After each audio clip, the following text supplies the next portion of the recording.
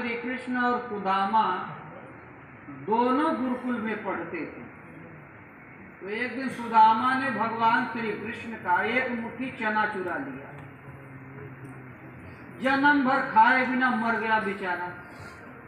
अत्यंत गरीबी, दिन भर मांगे, शाम को बच्चों का पेट पोषण भी पूरा न हो सके, वो भिक्षा था। यह देखकर लक्ष्मी जी ने भगवान से कहा कि भगवान सुदामा जी आपका अंतरंग भगत है, यदि आप कहें तो मैं प्रबंध कर दूं। भगवान बोले हाँ हाँ, तुम नहीं करोगी तो इन गरीबों का उद्धार कैसे होगा, जाओ प्रबंध कर दो। लक्ष्मी जी ने भक्तों में प्रेरणा कर दिया। उन भक्तों ने सुदामा जी को खीर दे दिया। बोले जाओ सुदामा जी, आपके पूरे परिवार के लिए पर्याप्त है। लेकर जहां सुदामा चले, पीछे से घुड़दौड़ हो रही है।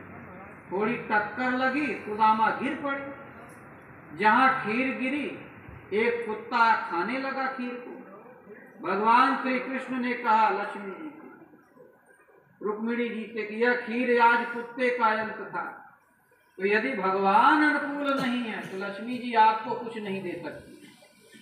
एक दिन सुदामा का प्रायश्चित पूरा हुआ, सुदामा को सब कुछ मिला। द्वारिकापुरी तो समुद्र में स्वाहा हो गई, किंतु सुदामापुरी के अवशेष आज भी देखने को मिलते हैं। तो भगवान जब कृपा करते हैं तो अपनी भगवत्ता ही दे देते हैं। तुम्हारी कृपा पाव कोई कोई, उनकी कृपा से कोई कोई पाता है। तो भगवान हैं कैसे, जानत तुम्हें हो जाएगा, तुम्हें जानकर तुम ही हो जाते हैं। सेवक सदा के लिए समाहित हो जाता है, जीव मिट जाता है, परमात्मा ही शेष बच रहता है।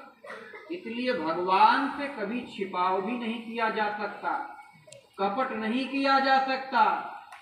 पूज्य गुरु महाराज कहें जो हृदय में हो वही जुबान पर हो। जुबान पर कुछ और है, हृदय में कुछ और है, वह साधक कभी कामयाब नहीं होता। ओम श्री सद्गुरुदेव भगवान की